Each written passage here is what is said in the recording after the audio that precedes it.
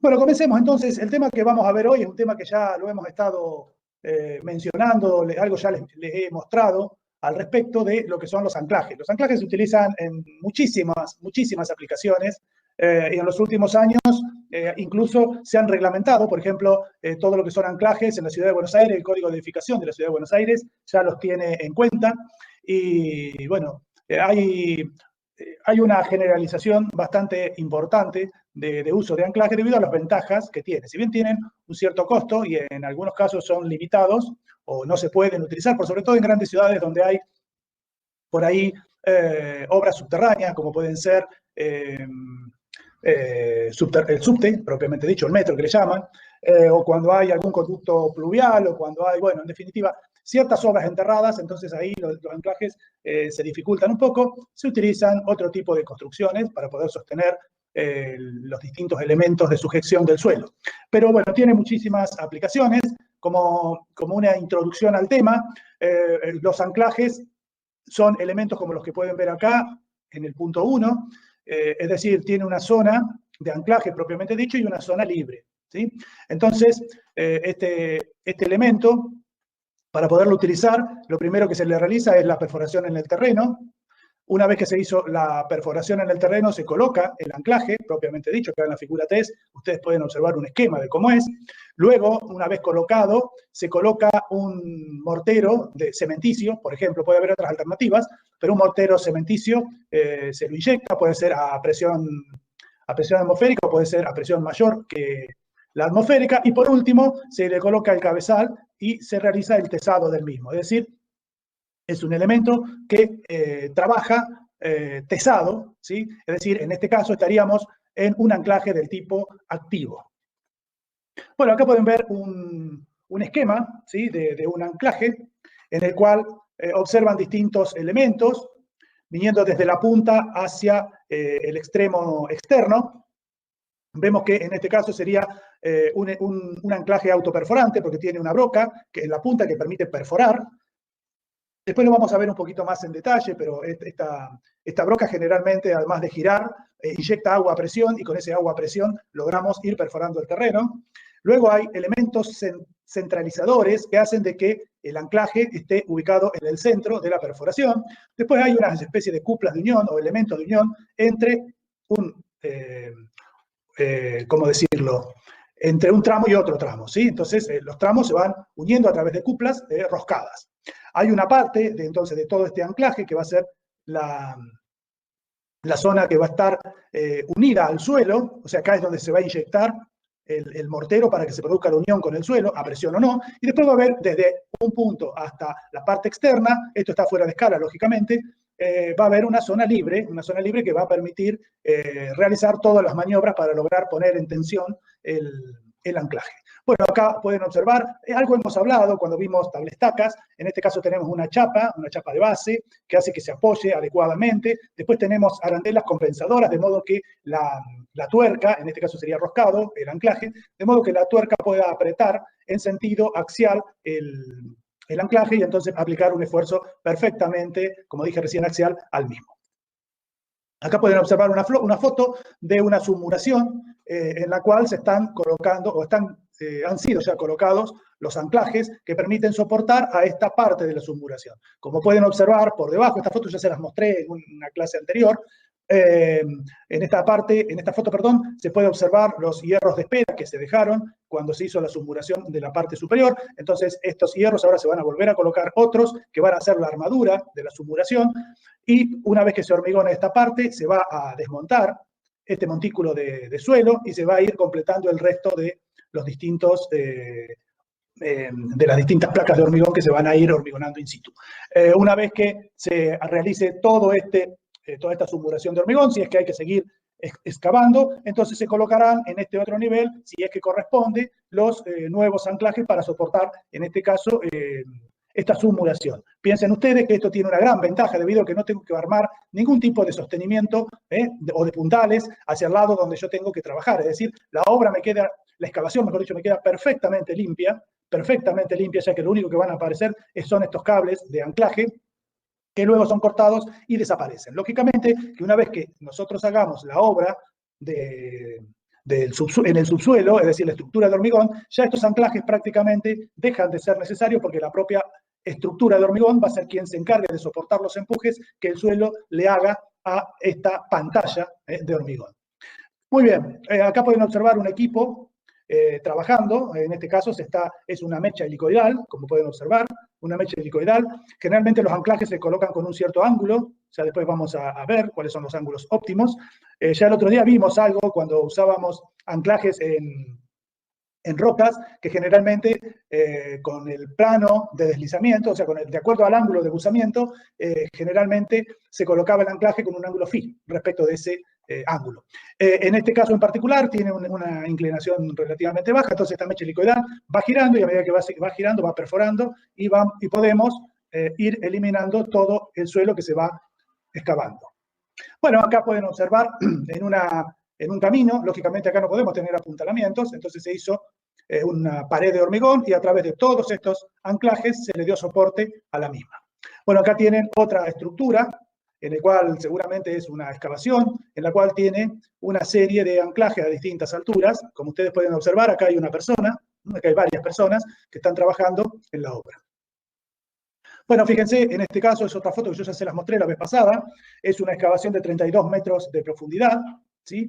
Y tienen colocado a distintos niveles, acá tienen un nivel, acá tienen otro, acá tienen otro nivel, o sea que serían 4 niveles de anclaje para soportar estos 32 metros de profundidad. O sea, esta es una excavación muy importante, seguramente para un edificio muy importante también.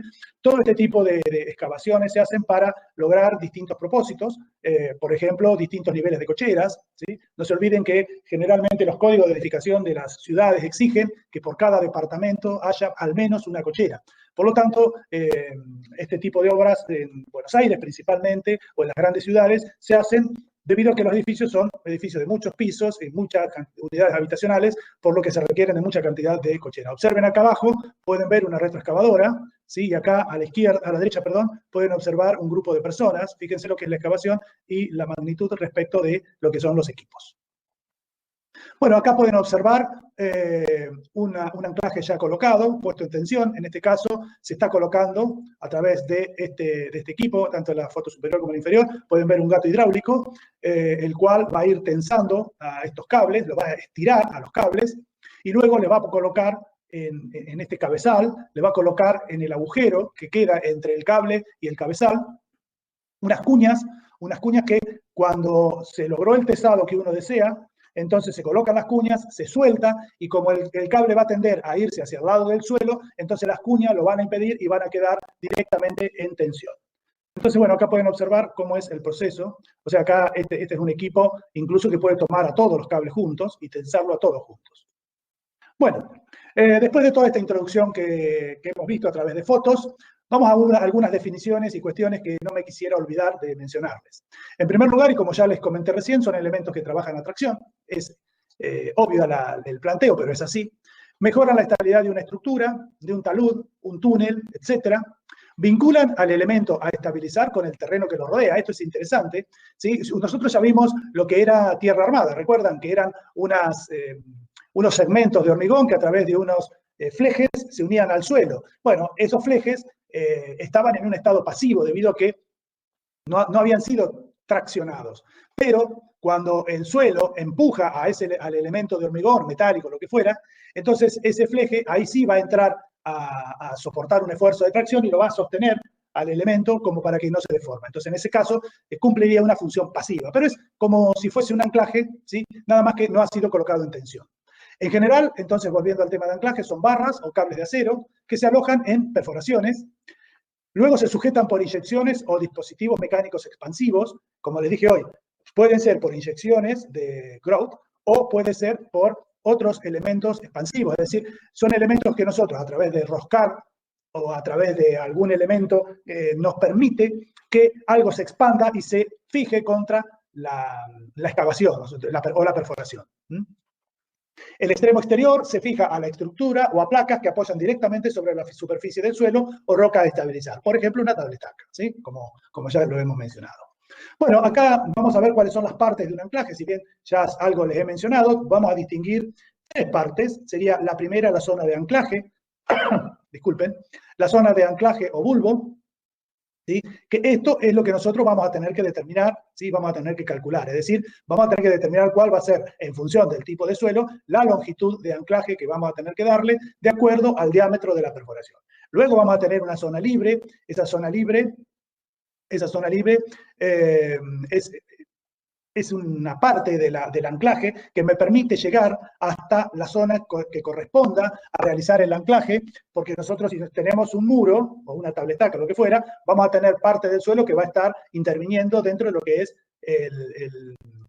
el triángulo o el sector de rotura del mismo. Entonces nosotros vamos a tener que ir por fuera de esa zona de rotura. Entonces, para ello existe la zona libre. Y la tercera parte es lo que ya les comenté hoy, sería la cabeza y placa de apoyo, que es la que transmite los esfuerzos de tracción, ¿sí?, a la estructura, que sería esta de acá.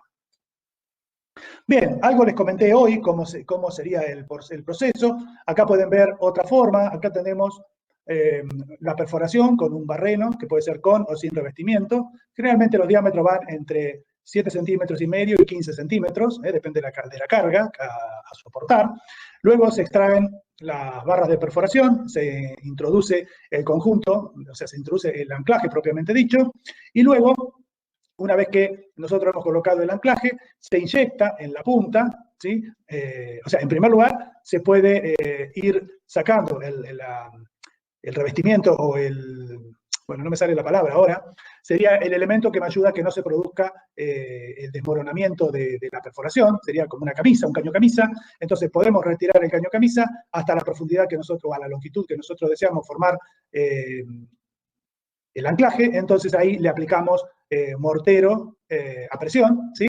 Entonces generamos el extremo del anclaje. Luego se lo pone en tracción a través del estiramiento del anclaje. Esto tiene que pasar un par de días. Acá lo tiene. Acá lo tiene. A unos 6, 7, 8 días aproximadamente se hace el ensayo de tracción y se pone luego todo el conjunto en tracción. Bueno, como les mencioné ya, los anclajes se clasifican según su forma de trabajar. Y estos pueden ser pasivos, es decir, van a trabajar al aparecer una fuerza exterior, ¿sí? Son rígidos para limitar el movimiento y se orientan para que trabajen siempre a tracción, ¿sí? Entonces, tenemos los pasivos, tenemos los activos. Estos, la diferencia con el anterior, como ya les expliqué, se instalan y se pretensan hasta su carga admisible, ¿sí? Comprimiendo el suelo. Entonces, cuando hay una carga en el terreno no se entera debido a que está sometido a una compresión. Y luego están los anclajes mixtos. Los anclajes mixtos son casos intermedios a los anteriores y la armadura la carga con un valor inferior a la carga admisible, ¿sí? Quedando una parte de capacidad para cuando se produzca el movimiento del suelo. Es decir, mientras que el suelo esté sometiendo a la estructura a un cierto nivel, no se va a producir ninguna deformación, pero cuando el suelo incremente el esfuerzo, entonces el anclaje va a tensionarse aún más y ahí sí va a actuar como si fuese un anclaje pasivo. Es decir, es un intermedio entre un activo y un pasivo. También se pueden clasificar por su función, es decir, tenemos anclajes provisorios, que estos anclajes se emplean, por ejemplo, cuando uno hace una excavación para un edificio, y como les comenté hoy, una vez que se construyó toda la estructura de hormigón, ya esos anclajes dejan de cumplir su función. Y luego estarían los anclajes permanentes que se utilizan durante toda la vida útil de la estructura. Lógicamente que los anclajes provisorios se los va a calcular con coeficientes de seguridad mucho más chicos que los anclajes permanentes. Además, hay que asegurar en los anclajes permanentes una mayor vida útil que en aquellos que son provisorios. Bueno, ¿dónde se aplican los anclajes? Bueno, les voy a mostrar así distintas definiciones o estructuras y después vamos a ver algunas fotos, o algunos esquemas, mejor dicho. En primer lugar, puede ser para el arriostramiento de estructuras de contención, es decir, lo que estuvimos hablando hasta ahora, entibaciones, cables tacados, ataguías, pantallas de hormigón continuas o de pilotes, muros construidos por elementos en fases descendentes, como vimos hoy, la submuración. Para absorber esfuerzos en la fundación de estructuras, por ejemplo, soleras bajo el nivel freático con fuerte subpresión, es decir, la subpresión del agua va a tender a levantarlo, entonces se colocan anclajes al suelo para que no se produzca ese levantamiento. Eso se da generalmente en estructuras que son herméticas en su parte que está ubicada por debajo del nivel de suelo, del nivel de piso, entonces, y que hay agua, lógicamente, entonces el edificio, al ser impermeable, hace las veces de un barco, de un bote, y toda la subpresión va a tender a levantarlo, por lo tanto hay que sostenerlo de algún modo. Bueno, amarres de estructuras suspendidas, anclajes de estructuras esbeltas, como pueden ser, por ejemplo, las torres de transmisión de energía eléctrica, ¿sí? Para estabilizar terrenos, por ejemplo, cosido de macizos rocosos que están fisurados con desprendimientos, deslizamiento de taludes en roca o en suelo, esto es lo que vimos en la clase anterior, sostenimiento de excavaciones, estabilización de cavidades subterráneas, es decir, cuando nosotros hacemos una excavación subterránea, por ejemplo, en una mina subterránea, para mantener la seguridad de las distintas excavaciones, se hacen o se utilizan este tipo de anclajes para sostener toda la estructura. Refuerzo de estructura, por ejemplo, cuando se hace un recrecimiento de presa, es decir, cuando a una presa se le agrega mayor altura, entonces a veces requieren de colocar tensores para que no se produzca el giro, ¿no? O para que no se produzca la inestabilidad de la misma. Postezado de estructuras, atirantamiento o atirantado de bóvedas y arcos. Bueno, acá pueden observar los casos que les acabo de mencionar. Este sería el caso de tablestacas, este sería el caso de rocas que están fisuradas y las queremos sostener, o sea, aumentarle el coeficiente de seguridad. Acá tenemos el caso de túneles, en los cuales, para que no se produzca el desmoronamiento del techo, ¿sí? Entonces se utilizan anclajes con distintas direcciones para poder soportar todo el peso de las rocas y que no se rompan por la posible fisuración. Bueno, acá viene el caso de cuando tenemos una estructura que está por debajo del nivel freático y que tiene un fuerte empuje de agua, entonces usamos este tipo de anclaje para mantener toda la estructura estable. Bueno, como les dije recién también, para torres de comunicaciones, por ejemplo, torres de tendido eléctrico, entonces para sostener los cables o los vientos que se le llaman, puede que el elemento de sujeción esté a su vez anclado al terreno a través de este tipo de anclajes. Y bueno, y este es cuando se hace el recrecimiento de una presa, es decir, la presa tenía esta altura inicial, y luego por distintos requerimientos, por ejemplo, podría darse el caso de incrementar la altura para tener una mayor generación de energía eléctrica, entonces esto va a generar un momento volcador mucho más grande, entonces con esto vamos a ejercer un esfuerzo hacia abajo que no va a permitir que se produzca ese giro de la presa. Bueno, veamos un poco ahora de algo relacionado con las características de los anclajes. Vamos a meternos un poquito más en los anclajes propiamente dicho. Entonces, la diferencia que existe entre los distintos anclajes se basa en el tipo de armadura que se utiliza en los mismos, la forma de constituir la zona de anclaje y la disposición de la cabeza de anclaje y del sistema de protección contra la corrosión. Es decir, tenemos tipo de armadura que se utiliza, cómo se genera la parte del anclaje propiamente dicho, es decir, si va a ser a gravedad, si va a ser a presión, si va a ser a presión pero no general, sino puntual, etcétera, etcétera. La disposición de la cabeza del anclaje, es decir, cómo se une el anclaje a la estructura a sostener. Y por último, el sistema de protección contra la corrosión. Piensen ustedes que si es un anclaje permanente, la protección contra la corrosión que le vamos a tener que dar va a ser mucho mayor que si es un anclaje que no es permanente. Es decir, si es un anclaje que lo vamos a usar por un año, no es lo mismo a un anclaje que lo vamos a usar por 50 o 75 años o más. Entonces son sistemas de protección contra la corrosión muy diferentes. Entonces, veamos un poco el tipo de armadura. El tipo de armadura pueden ser alambres de acero de alta resistencia. Este alambre de acero de alta resistencia es el que se usa en pretensados generalmente. Es decir, son alambres muy duros, pero tienen la particularidad que son muy frágiles. Es decir, llegan hasta un valor de resistencia máxima y rompen. No tenemos deformación plástica. Los diámetros van de 5 a 12 milímetros y generalmente se componen de entre 5 hasta 50 alambres paralelos. La ventaja que tiene esto es que cuanto más alambre yo tengo, obviamente más capacidad de carga va a tener el anclaje. La otra alternativa son cordones trenzados de alambres de alta resistencia. En general se hacen trenzas de cordones de unos 7 alambres, más o menos. Estos alambres tienen de 2 a 4 milímetros de diámetro y pueden ser utilizados solos o en grupos. Los grupos pueden llegar a ser de hasta 36. Lógicamente que estos anclajes no van a tener limitaciones de carga, porque piensen ustedes que si tenemos esta cantidad de alambres y podemos colocar todos estos grupos, tenemos una variedad de capacidad de carga muy, muy grande. Bueno, estos cordones son los que yo les mostré en alguna de las fotografías anteriores. No sé si recuerdan cuando les mostré el equipo de tesado, que salían 5 o 6, bueno, esos eran cordones. Bueno, el otro tipo de armadura que se pueden utilizar son las barras de aceros especial, que son barras de entre 16 y 40 milímetros de diámetro, que tienen resistencia de unos 60 a 85 kilos por milímetro cuadrado, ¿sí? O bien pueden ser utilizadas también barras de acero para hormigón, el ADN, o sea, el acero de dureza natural 420, que pueden ser con diámetros de 20 hasta 32 milímetros. ¿Sí? Estas se pueden utilizar en forma aislada o en grupo. La diferencia de este tipo de acero con los anteriores es que son dúctiles. Entonces tenemos permitida una cierta deformación plástica sin que se alcance la inmediata rotura. Bueno, cuando nosotros hacemos las perforaciones, generalmente las mismas son entre valores de 75 a 150 milímetros, es decir, 7 centímetros y medio hasta 15 centímetros de diámetro. Esto es para alambres, cables y barras aisladas. Y entre 150 y 300 para cuando se utilizan conjuntos de barras.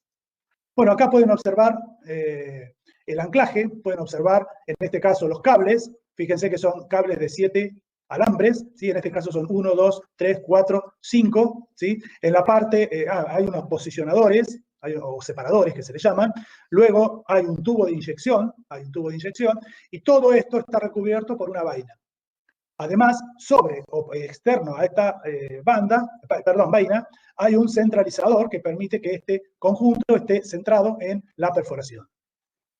Bueno, el otro tipo, o uno de los tipos de anclajes que habíamos mencionado anteriormente, son los anclajes por fricción o mecánicos, ¿sí? Estos anclajes están constituidos por un casquillo, que es esto que ven ustedes acá, ¿sí? Que es expansivo. Es decir, este casquillo se coloca, ¿sí? Una cuña adentro, entonces la barra, que la punta, la barra del anclaje me refiero, la punta está roscada. Entonces, nosotros lo que hacemos es girar el anclaje, este que está acá, este anclaje lo giramos, ¿se ve eso que estoy dibujando? Este anclaje lo giramos y al ir girando se va metiendo dentro de esta cuña, esta cuña se abre, lo pueden observar acá, en esta parte, la cuña se abre y entonces se aprieta contra las paredes de la perforación, ¿sí? Bueno, acá pueden ver otra. Bueno, acá se puede ver, como decía, otra forma otro esquema de este tipo de elementos. Nosotros utilizamos, por ejemplo, en hormigones, este tipo de elementos, o sea, fijaciones. Entonces hacemos un agujero en el hormigón, colocamos la fijación y en la parte inferior la fijación está abierta, como si fuese esto que ven acá, como si fuese este elemento. Está abierta y entonces tiene un elemento cónico que se lo golpea con un martillo y se abre. Entonces, como el agujero que hacemos en el hormigón es prácticamente del mismo diámetro, entonces esto se ajusta perfectamente bien, ¿sí? En general se utiliza para elementos de dureza relativamente alta. No se puede utilizar en blandas porque si son muy blandos los suelos, cuando nosotros hacemos girar esto, la cuña tiene que abrirse demasiado para que pueda anclar y generalmente no da buenos resultados. Nosotros una vez que hemos colocado, que hemos girado lo suficiente y hemos apretado el anclaje, directamente se lo pone en tensión. No es necesario esperar esa semana que hay que esperar cuando nosotros usamos inyección, ¿sí? en el anclaje, ¿sí? Cuando nosotros usamos anclajes permanentes hay que inyectar mortero para evitar la corrosión, ¿sí? Y el deslizamiento que puede llegarse a producir en la cuña que se generó en la punta del anclaje. Bueno, a ver cómo hago para el siguiente. Cuando nosotros hacemos anclajes por adherencia, el espacio entre el tirante y la perforación, en la zona del bulbo, como ya les expliqué anteriormente, se rellena con mortero o con alguna resina que me permita asegurar la adherencia, ¿sí? La zona libre se encamisa generalmente con tubos de PVC o metálicos que luego son rellenados con lechada o con productos contra la corrosión. Bueno, ahora no sé qué me quedó acá que no puedo... tengo que venirme acá abajo. Listo. Bien, entonces, hablemos un poquito sobre los anclajes a base de cemento, ¿sí? Esto se utiliza para barras o cables. La zona del anclaje se logra, como ya lo estuvimos viendo hasta recién, con la inyección de lechadas o morteros de cemento que se inyectan a través de tuberías de plástico que tienen una válvula antirretorno. Generalmente las válvulas estas antirretorno son como unos manguitos de goma que ahora les voy a mostrar cómo funcionan, ¿sí? Entonces, una vez que nosotros inyectamos, la lechada rellena, ¿sí?, el resto de la perforación. Y bueno, principalmente una vez que se formó el bulbo, se la utiliza para protección contra la corrosión. Es decir, nosotros acá tenemos la barra, ¿sí? Este es un esquema, ¿no? Tenemos la barra, entonces luego inyectamos lechada de cemento o mortero, y entonces nos queda totalmente recubierta como para protegerla de la corrosión. Bien, cuando nosotros queremos inyectar, entonces hay distintas formas de poderlo realizar. Están los anclajes que son inyectados a gravedad, son los primeros que aparecen acá, es decir, se efectúa la perforación y se llena con lechada por gravedad, sin formar el bulbo. Este bulbo, ¿sí?, no se forma. Entonces, se instalan como refuerzos, pueden ser en rocas, en suelos y como anclajes temporarios. En general, al no formarse el bulbo, la capacidad de carga que va a tener en suelos comunes, estoy diciendo, son relativamente bajas, ¿sí? Entonces, la resistencia del anclaje va a depender de la resistencia al corte que se desarrolle en la parte en que interactúa el suelo con la inyección, ¿sí?, con el mortero o la lechada. Bueno, los anclajes inyectados a presión son de dos tipos. El anclaje inyectado a una única presión, que sería este, y este sería anclajes post-inyectado. Es decir, se hace una primera inyección, se deja pasar un par de días y luego se vuelve a reinyectar. Ahora vuelvo sobre el tema. Bueno, estos casos se emplean para suelos granulares y rocas cuando están fisuradas. Las presiones que se utilizan son mayores a 3,5 kilos por centímetro cuadrado. Generalmente las perforaciones se ejecutan con barrenos, que pueden ser huecos, o puede realizarse luego un encamisado. Luego se retira el barreno y se realiza el inyectado, ¿sí? Generalmente cuando nosotros retiramos el barreno, es el que hizo la perforación, retiramos también la camisa hasta donde nosotros queremos lograr el anclaje, ¿sí? Entonces, una vez que retiramos la camisa, ahí logramos o hacemos la inyección y como estamos a una presión mayor que la atmosférica, se va a formar el bulbo hasta donde tenemos camisa. Donde tenemos camisa no se puede formar el bulbo. Entonces, al formarse un bulbo a presión, esto va a incrementar su tamaño, ¿sí?, va a compactar el suelo y por lo tanto vamos a tener una ganancia en la capacidad del anclaje, ¿sí?, que estamos nosotros generando. Bien, en general, cuando se hace la post-inyección, se agranda el bulbo de anclaje ya inyectado por gravedad, ¿sí? Luego se reinyecta, o sea, a ver, lo digo de otro modo. Cuando nosotros hacemos una inyección única, luego se puede reinyectar pasado un par de días, para eso se deja un tubo de inyección y entonces se vuelve a colocar una lechada a una presión relativamente alta que rompe la lechada que ya habíamos inyectado previamente y va formando, ¿sí?, distintos elementos de post-inyección, ¿sí? Esto hace que el diámetro se incremente aún más y a su vez se logra una mayor adherencia. Entonces, ¿cómo es esto? Bueno, nosotros tenemos acá, sería, por ejemplo, esta es la perforación, ¿sí? Esta es la perforación, todo por acá, perforación, tenemos acá, la otra pared de la perforación. Entonces, se colocó la armadura, entonces, teniendo esto, hacemos la inyección. Dejamos un tubo que sería este de acá, dejamos un tubo inmerso dentro de la primera inyección que hemos hecho. Pasado un día, ¿sí?, pasado un día o dos, como dijimos anteriormente, se coloca un tubo de inyección que tiene un obturador por encima y un obturador por debajo. Entonces, este obturador está aplicado contra las paredes del tubo de inyección. Entonces, esto no permite que la lechada que le voy a colocar a presión vaya hacia otro lado que no sea la zona de inyección. Es decir, nosotros a través de este tubo de inyección y a través de estas perforaciones que tiene el mismo, lo ubicamos en la posición que deseamos, cerca de la zona donde hay un orificio de inyección. Entonces, al estar limitado el movimiento hacia arriba y hacia abajo por estos obturadores, toda la presión que le damos a la lechada se mete por estos orificios. Rompe la lechada que yo ya había colocado anteriormente, y este manguito que sería como si fuese, ¿vieron los gomines de las bicicletas? Bueno, sería algo similar. Entonces, nosotros colocamos lechada a presión, rompe la lechada anterior o el mortero anterior y se reinyecta formando una nueva zona de inyección.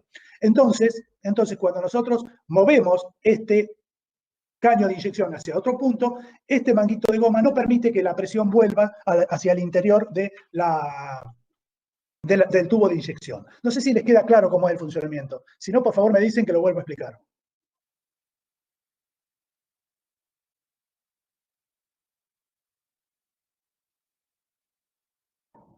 Chicos, ¿se quedó claro esto? En mi caso creo que sí, que se entendió. Bueno, perfecto. Nuevamente dice, no sé, Martín, este último. ¿Cómo no escuché? No, está escribiendo, este último nuevamente, dice Martín. ¿Este último? Bueno, vuelvo entonces a lo mismo. A ver si puedo borrar. Bueno, vamos a hacer una cosa. Bueno, me quedó, no sé cómo borrar esto que escribí. Bueno, quedó, listo, no importa. Bueno, vuelvo a la explicación. Vamos a suponer que nosotros estamos hablando de... Por eso, al costado de la pantalla no te aparece el lápiz y eso. Sí, pero me aparece el lápiz, me aparece... No, y me aparece Creo que tienes para borrar o volver para atrás, me parece. No, me queda, Pipi. Bueno, sí. No, pero Bueno. no estaba el lápiz. Ahí en esa... Lápiz, borrador. Ahí está. Muy bien. Bueno, espérate ahora que voy al lápiz de vuelta. Bien. Disculpen, es una parte técnica que me ha fallado en la presentación. Bien, lo que les decía es que son anclajes post-inyectados. Es decir, nosotros hicimos una inyección a presión atmosférica o más alta que la presión atmosférica, dejamos pasar un par de días y esa inyección está iniciando el fraguado o finalizando el fraguado y comenzando a adquirir resistencia. Entonces, nosotros acá tendríamos la pared de la perforación o del anclaje o del bulbo que ya se formó anteriormente, es lo que marqué en rojo, y luego tendríamos en esta zona de acá la lechada propiamente dicha que ya hemos colocado. Tenemos la armadura del anclaje, como ustedes pueden observarlo bien, y dejamos, cuando hicimos la primera parte, un tubo de inyección. Este tubo de inyección tiene unas válvulas, que son estas que están acá, que son los manguitos de goma, que serían algo así como les dije hoy, las válvulas, el gomín de la bicicleta, para que se den una idea. Estos están colocados a una cierta distancia uno de otro, ¿sí? Entonces, por dentro de este tubo de inyección se coloca un elemento que está perforado, sería lo que es el tubo propiamente dicho, que permite inyectar, tiene unas perforaciones y a su vez tiene un obturador en la parte, en el extremo, y otro obturador, ¿sí? Secundario. Entonces, la distancia que hay entre un obturador y el otro es la distancia que hay aproximadamente, o menor, entre un manguito y el otro. Entonces, yo me posiciono, esto lógicamente que tengo que tener muy preciso la ubicación de estos cuando hago la perforación y la colocación de este elemento, ¿sí? Que me va a permitir hacer la inyección. Entonces, vengo con la barra de inyección, me coloco en la posición deseada, aplico la presión, entonces el manguito de goma se va a abrir y va a entrar, ¿sí? Por los laterales, va a entrar lechada a presión. Como entra lechada a presión, la lechada que yo ya coloqué es relativamente débil, entonces se va a fisurar. Cuando se fisura, lo pueden ver en este otro esquema de la izquierda, va a formar canales, lo que va a hacer de que se produzca otra zona inyectada. Entonces, con esta barra de inyección me voy ubicando en las distintas posiciones del bulbo y voy generando nuevas inyecciones. Entonces eso hace de que se produzca un bulbo mucho más grande y mucho más adherente al suelo, lo que le va a dar muchísima mayor capacidad de carga. ¿Ahora quedó claro, Martín? Sí, gracias, ahí quedó, ahí se pudo, perfecto, dijo. Bueno, muy bien. Pasemos a otro tipo de anclajes. Ahora ya no se utiliza, en este caso no utilizaríamos morteros o lechadas de cemento, sino que son generalmente resinas. Es decir, son del tipo epoxídica, bicomponentes, es decir, se utilizan en general dos cartuchos, uno con la resina y otro con el catalizador. Entonces, se realiza la perforación. Estos tubos o cartuchos que contienen la resina son prácticamente del mismo diámetro, ¿sí? Y entonces la barra de perforación o la barra del anclaje, lo que hace es acoplarse a estos cartuchos y se los hace girar a una cierta velocidad durante un cierto tiempo para que se produzca el mezclado del catalizador con la resina. Entonces, esto hace de que se produzca el fraguado y se produzca el endurecimiento, lógicamente con la adherencia consecuente contra las paredes de la perforación. En general, este fraguado se da bastante rápido, fíjense, entre 1 minuto y 1 hora y media, dependiendo del tipo de resinas que se utilicen, del tipo de catalizador que se utilice y de la temperatura ambiente. En general, entonces, una vez que colocamos los cartuchos, como ya les comenté, se hace girar la barra, se hace rotar la barra a una velocidad de aproximadamente 60 revoluciones por minuto hasta que se produce el mezclado. La diferencia entre el diámetro de la barra y de la perforación debe ser muy pequeña, porque si no, tendríamos que usar demasiada cantidad de resina para poder realizar la fijación en toda la longitud que nosotros pretendemos realizarla. Entonces, una vez que se produjo la solidificación, el fraguado y el endurecimiento de esa resina, lógicamente esto se sabe de antemano porque cada producto se puede o tiene características técnicas que nos van a decir cuándo nosotros podemos anclar. Entonces, una vez que nosotros tenemos endurecida esta resina, directamente podemos aplicar la tensión en la barra. Bueno, en general hay algunas particularidades de este método. Fíjense, para poder mezclar la resina, la longitud de las barras deben ser menores que 12 metros. Si son barras muy largas, los equipos pueden hacerlas rotar, pero no la hacen rotar a una velocidad adecuada, por lo que se produce un mal mezclado entre el catalizador y la resina y por lo tanto no se produce un buen anclaje. Bueno, lógicamente que tienen como ventaja la simplicidad, ¿sí? Y la velocidad de instalación. Como dijimos recién, el inconveniente es la longitud de la barra y por lo tanto la capacidad máxima va a estar limitada, generalmente se limitan a unas 40 toneladas. ¿Sí?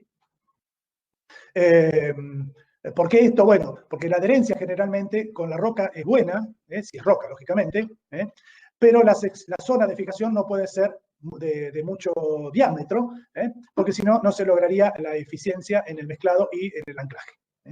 Bueno, la resina es buena, pero no es tan efectiva para la protección contra la corrosión como la lechada de cemento, debido a que el hormigón o el mortero o la lechada va a generar una capa pasivante que la resina no va a lograr realizar. Y el otro tema es que no se puede comprobar que envuelva totalmente la barra de acero. Por lo tanto, es muy difícil de proteger a la barra contra la corrosión. Bueno, acá tienen un esquema que ya lo hemos visto en casos anteriores, cómo están formados los anclajes de alambres y de cables. Bueno, el tema de la puesta en tensión ya se los expliqué también. Bueno, acá pueden ver otro esquema, ¿sí? Acá en la zona de longitud libre, en general, todos los cables van juntos. En la zona interior va el tubo de inyección, siempre, ¿sí? Bueno, y en la zona de anclaje, en la zona del bulbo, dentro de la zona de adherencia, todos los cables se ven separados a través de separadores para que tengan una mejor adherencia con la lechada que se va a inyectar. Bueno, acá pueden ver una fotografía de un anclaje por cable. En la punta pueden ver un capuchón o un elemento de protección de la punta del anclaje. Acá están las barras con estas son barras, estas son cables. Acá tiene centralizadores, que ya se los mencioné. Y este es el cabezal de un anclaje, una vez que han sido cortados todos los cables, han sido puestos en tensión y cortados los cables. Bien, hay otro tipo de anclajes que son anclajes autoperforantes. Los anclajes autoperforantes son interesantes porque es un anclaje que se va colocando y va realizando la perforación él mismo. Generalmente no es necesario colocar encamisado. Y bueno, generalmente tiene una zona central hueca que se usa para el barrido de todos los detritos que se van formando a medida que nosotros vamos perforando, y también se utiliza para la inyección de la lechada, ¿no? En general, las ventajas que tienen este tipo de sistemas es que se pueden emplear en suelos muy difíciles o inestables, debido a que se produzca un desmoronamiento del mismo. Como la perforación sigue, no tenemos ningún tipo de inconveniente. Todo el anclaje va siendo colocado a medida que vamos realizando la perforación. Bueno, se evita el tiempo de reperforación en el caso de que se produzca un desmoronamiento, porque nosotros hacemos la perforación, sacamos los elementos de perforación, vamos a colocar el anclaje, y si se produce un desmoronamiento hay que volver a reperforar. Cuando no, hay que encapizar, ¿no? Tiene una alta velocidad de instalación y no requiere perforación previa, porque obviamente vamos realizando la perforación a medida que nosotros vamos avanzando. Bueno, en un solo proceso se perfora, se monta el anclaje y se inyecta. Es útil si el anclaje se debe desarrollar en un espacio muy confinado. Bueno, el funcionamiento es el mismo, pero dependiendo del tipo del suelo, se utilizan distintas brocas para realizar la perforación. Bueno, y el conducto interno, que como les dije recién, sirve para sacar todos los detritos, y una vez que se sacaron todos los detritos, se lo limpia con agua, por ejemplo, y se realiza posteriormente la inyección. Bueno, la ventaja también que tiene esto es que si nosotros usamos, al usar barras, nosotros a través de simples manguitos roscados podemos hacer la unión entre una barra y la siguiente. Acá ustedes pueden ver, este es un anclaje denominado Titán. Observen, acá tiene la punta de perforación, que en este caso es una tobera. Esto se utiliza para suelos relativamente sueltos. Entonces una tobera lanza agua a presión y esto hace de que vayan movilizándose todo el material y vaya, como estamos inyectando agua a presión, el agua misma va levantando todos los detritos hacia el exterior. Estas serían las barras de perforación, estos son los manguitos de empalme entre una barra y otra, es decir que nosotros empezamos la perforación, dejamos un manguito puesto, colocamos otra barra, le colocamos un manguito y a medida que vamos avanzando vamos colocando los distintos elementos, ¿sí? Llegado hasta la profundidad que nosotros deseamos, limpiamos y una vez que limpiamos hacemos la inyección con la lechada, con lo que corresponda y el anclaje ya está directamente terminado, colocado. Bien, pasemos entonces ahora a, una vez que hemos definido las características de los anclajes, tenemos que ver qué sección de acero le vamos a tener que colocar para poder resistir los esfuerzos al cual va a estar sometido. Entonces, si nosotros hablamos de capacidad resistente del anclaje, tenemos que hablar de, en primer lugar, la resistencia de la armadura. Es decir, dependiendo del tipo de acero que nosotros vamos a utilizar, vamos a determinar la sección de acero. Para ello vamos a definir dos tipos de carga. La primera va a ser la carga límite, que la carga límite la vamos a poder calcular como el área de la sección de acero multiplicado por la resistencia de cálculo, ¿sí? Esta resistencia de cálculo está determinada por el límite elástico para un alargamiento del 0,2. Es decir, trabajamos siempre en la zona elástica del acero en cuestión.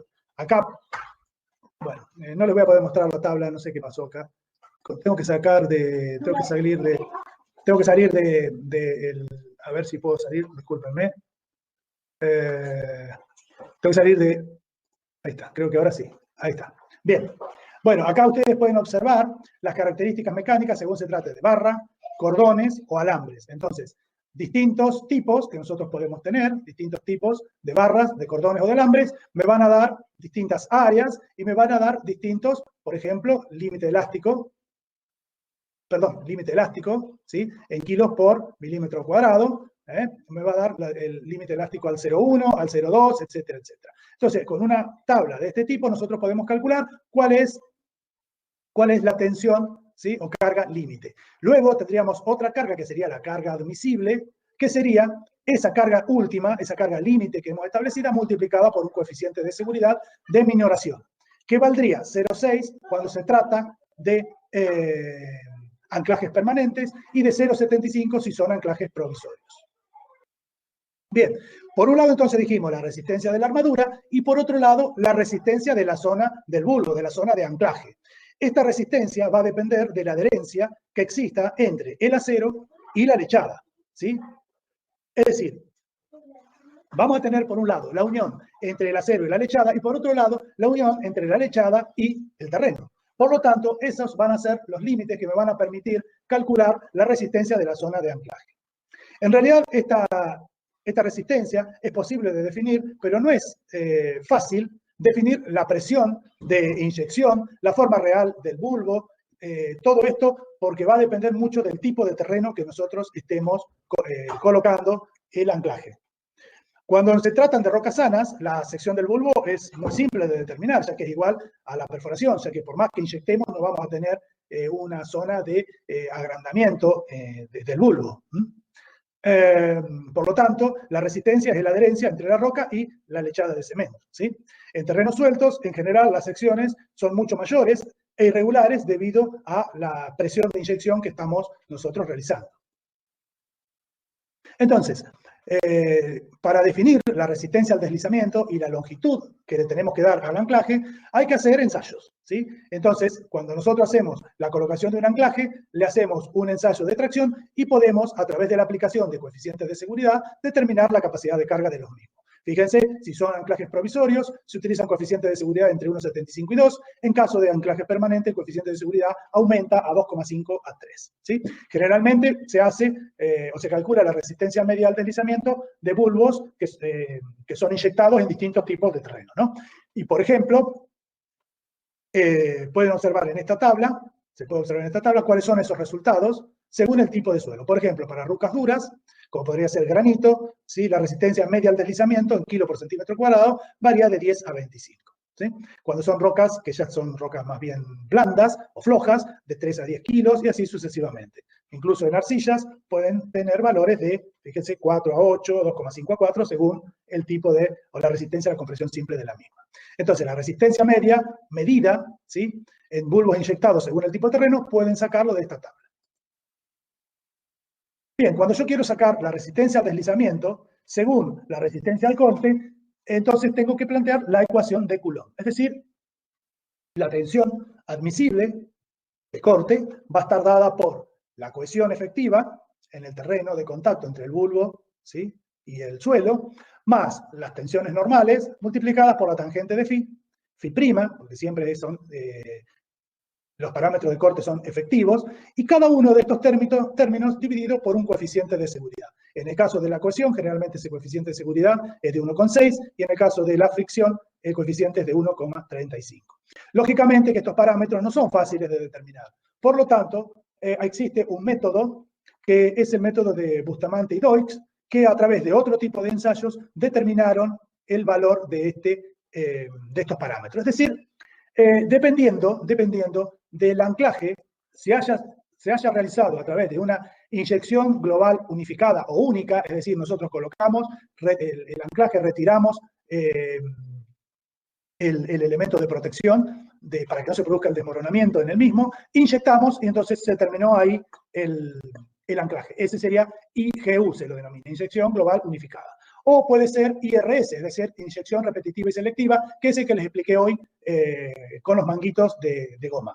Entonces, estas dos personas lo que hicieron fue distintos ensayos, según se trate de uno u otro tipo de generación de los anclajes, y publicaron curvas para estimar el valor de tau U, resistencia última, en función de la presión límite del presiómetro de Menard, a la profundidad en la cual se coloca el bulbo, o del ensayo SPT. El ensayo SPT ustedes lo conocen, que es a través del número de golpes, o el presiómetro de Menard es un elemento que lo vamos a ver cuando veamos... ya lo vimos el año pasado. Lo vimos el año pasado cuando vimos exploración de suelos, ¿sí? ¿Se acuerdan del presiómetro que teníamos el de Marchetti y el de Menard, que consisten en aplicar presión en el suelo y de acuerdo a las deformaciones que se produzcan, se saca la presión límite, ¿sí?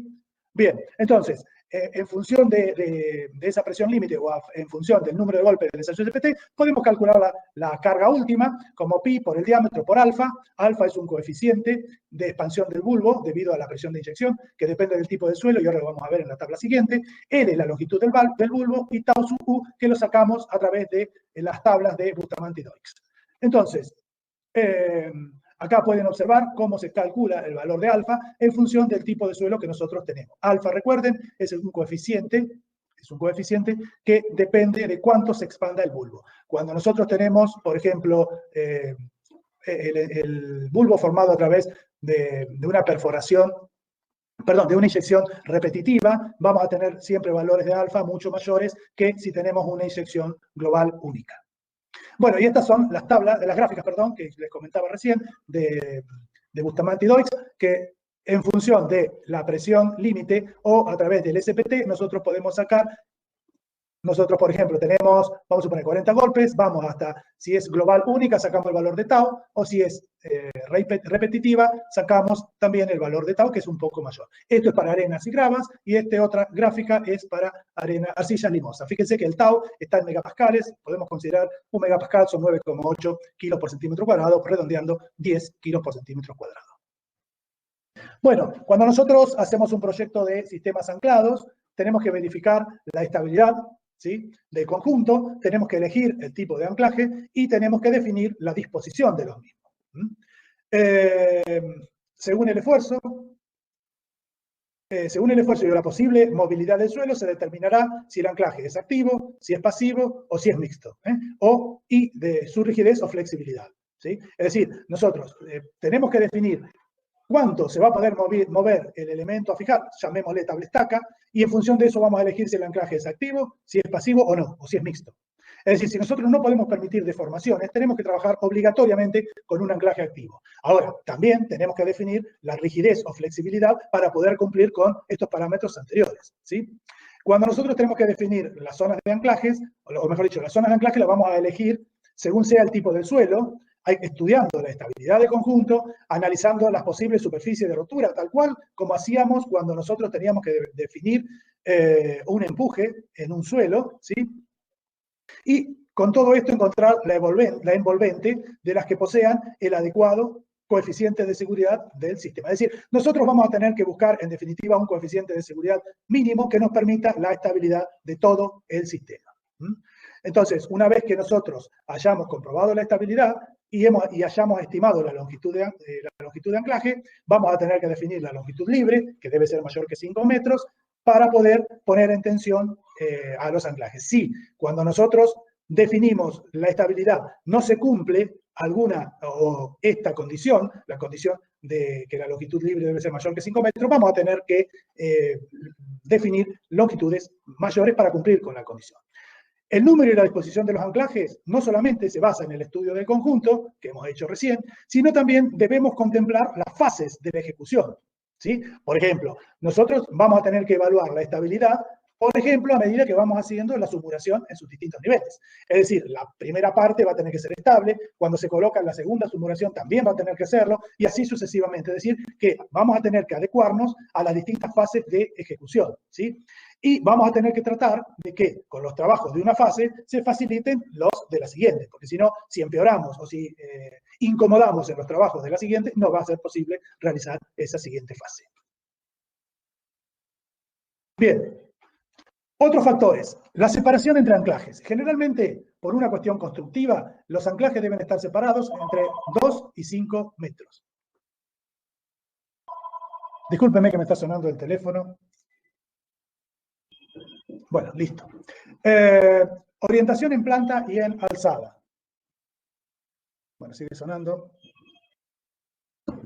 Disculpa un segundo, por favor, que quiero cortar. No, ya está. Seguimos entonces. Orientación en planta y en corte, ¿no? En alzada. Deben establecerse buscando la mayor eficacia y economía, lógicamente. A veces con un solo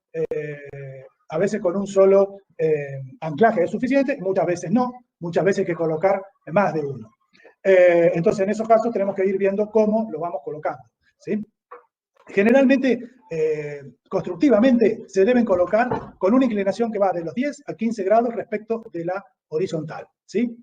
Económicamente, por ejemplo, para estabilizar un talud de roca estratificada, la dirección óptima es la que forma con la normal a los estratos un ángulo de 45 menos phi sobre 2. No sé si lo recuerdan, eso lo vimos en la clase de tablestacas cuando vimos, de estabilización de taludes en roca, que debía de trabajarse con un ángulo que también podía ser un ángulo phi respecto de el buzamiento de la misma.